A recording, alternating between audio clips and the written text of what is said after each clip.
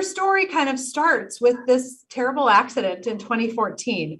Talk about that as such a defining moment in your life.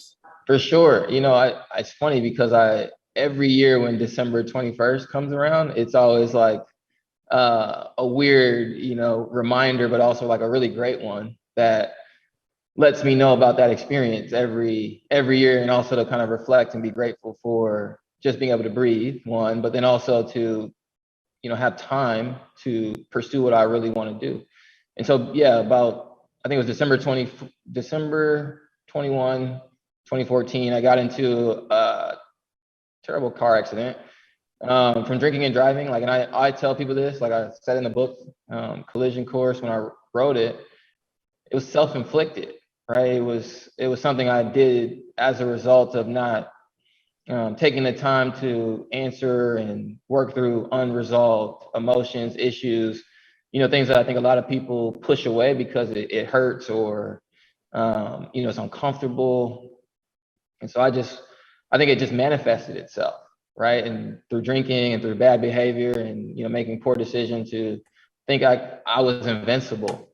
And I think a lot of people feel that way. And so when I got in the accident and realized I wasn't invincible, couldn't even walk in a straight line, like none of it, right? And, putting also my friends' lives at risk and, going to prison for a few hours, a few days, it was, I spent a lot of time, being able to reflect on that and then doing the things I needed to do legally. And then said, like, I'll never be in this position again, but I'll make sure I am comfortable enough and strong enough to tell the story because somebody might benefit from my lessons that I've learned.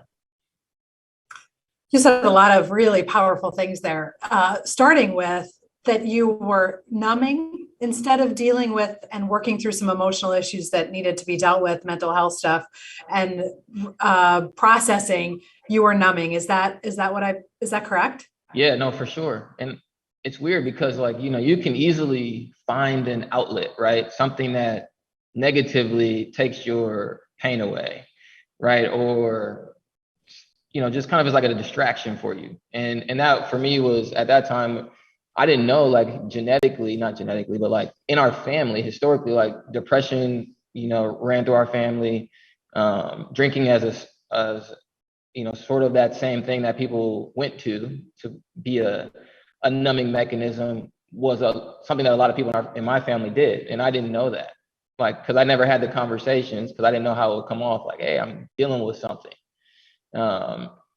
And so that helped me sort of realize it's great to have these conversations, especially with family, because they know things you don't know, one, about who you are and kind of the stories around you and the impact that your environment has. And so I'm glad that I know what those triggers are or what they can be. And so now I know how to manage it, especially in a high stress environment that I'm in with building a company, every day. So. And to be clear, you were hurt, but not severely hurt. And your friends, this wasn't a deadly crash. It was a wake-up call and one that was damaging and detrimental, but there wasn't anything that couldn't be quote unquote fixed. For sure. Yeah, I think the only thing that was hurt in that was, it took some time to really rebuild some of the trust that my friends had. They survived the accident for sure with no injuries. I don't think anyone had a scratch. Including myself, I didn't have anything. And I give credit to probably having a good car at that time, but one of my friends, I remember him sitting in the back seat, laying down across the back seat, with no seatbelt on, the same, and it's just I can recall so many details of that day and how it could have been very different. So I'm very thankful that there was no injuries, no major injuries, no impacts, no fatalities. And I'm glad it was one car, right? It was a one car accident. So you learn a lot from going through that process about how many accidents are caused by drunk drivers. And, to kind of know those statistics and hear it firsthand, you're kind of I could have also killed somebody else and caused a significant wake of trauma because of the poor decision I made. You talked about having the family conversations, which I so agree with. And in my family, we do have some addiction, and there's someone real close with my children. And when my kids turned about 12, I said to this person, okay, they need to know. They need to know that you are on the other side of this, but it's in their genetics. So they may have a different reaction to alcohol. They may have a different reaction to different substances. So if you're not going to tell them, I'm going to tell them. And there's no shame in your experience and your journey and your struggle, but we got to talk about this stuff. And it's been very healing that those conversations happen. I have two kids, so with both of my kids, but not every family feels like it's something to talk about because there's still so much shame wrapped up in addiction and in mental health things. And we just like, hey, kids are watching, even if, no one's talking about it, they might not have the words for it, but they can tell.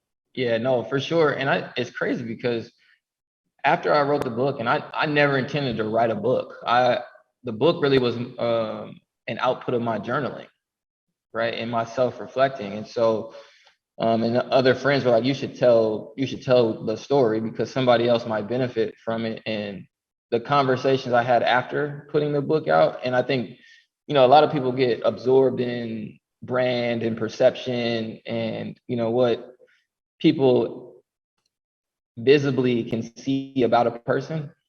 But for me to like kind of shed that layer and be kind of vulnerable, it actually helped a lot of other people open up about things, even to me privately, that I was just like, I never knew, like, you were going through that either, or whatever it was. And it might not have even been a negative thing. They could have just saw, some light in the story and said, well, if you can go through that, and still continue to like push through and work through it, and sort of listen to the wake up call, which it's funny because I think that's the first chapter of the book, right? It's wake up call part 1, and then there's wake up call part 2.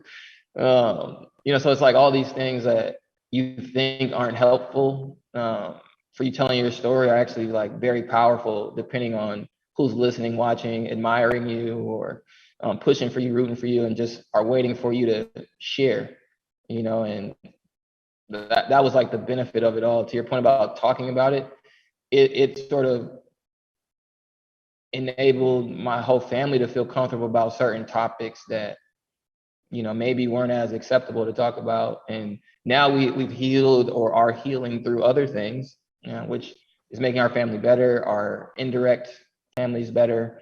When you have like, and even in our family, like we have mixed religions, mixed ethnicities, like there's so many things where there's so many layers to trauma or to experiences, both good and bad, that if we don't talk about it, no one benefits from it. No one wins, right? And I think about my nieces and my nephew, for example. Like at some point they can go read the story if I never tell them, right?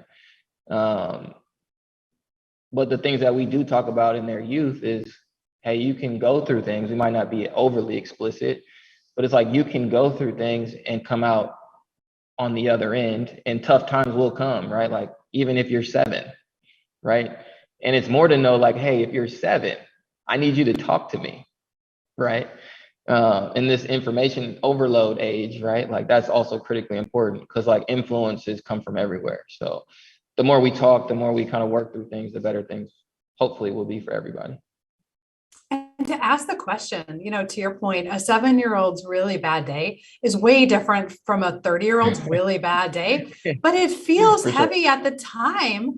And at 7, 7-year-old may not tell you things unless you get really curious and make it safe to talk about, the boy, the girl didn't like me, whatever, which are things that feel really big at 7 that we all know older, like it doesn't really matter. But what are we teaching them? Talk about it, tell people, seek out some help. And then, the mental health help, boy, we've come so far in that over the course of decades. Like, man, we can talk about this. Everybody, I've said it here before, everybody needs a therapist.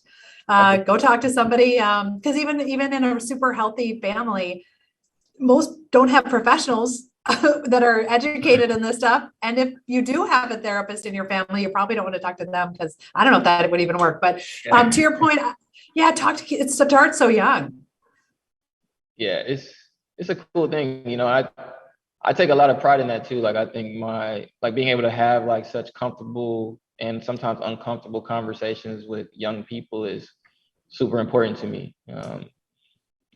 Just because it could save their life, just through a conversation. And sometimes we are, as adults, are really too busy to even ask them like, hey, like, what's up? Like, what's going on? I mean, talk to me, in a way that makes sense for them. So I think it's cool that I'm like the cool uncle sometimes and I get all the info, With the coolest shoes, which I just keep teasing the shoe thing because we're going to get there, people. We're going to get there, I lot of promise. shoes. They get shoes for sure. So you wrote the book and you've talked, your story's out there some about what you've done and what you've gone through. What have people told you that they've learned from your story? Because the way that you talk about your story and the way that I think about story and what this podcast is, they're completely and totally aligned. That stuff happens to us and we share it to build community and connection and for other people to know they're just not alone. So what have you heard back now that you've been out there for several years talking about your journey? Yeah, I mean, the one is crazy. Like I have somebody who's, I would call him like, he, like by DNA might not be my grandfather, but, I've known him since I was born, so to speak, or he's known me, I guess, the better way to put that.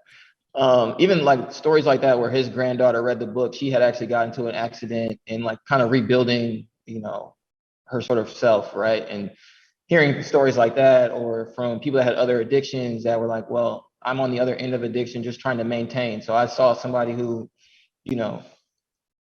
was like professional and doing well. And like, I know your family or whatever it is. And like, oh, you go through things too. Like, it's not like I'm alone. And so it's like being a voice or a champion for people that, have stuff going on, sharing it. I've heard people call me fearless or things like that, which I don't think that is probably, like, I wouldn't define myself that way. I think it's just sometimes you have to be willing enough to just tell the story and some without worrying about what people think.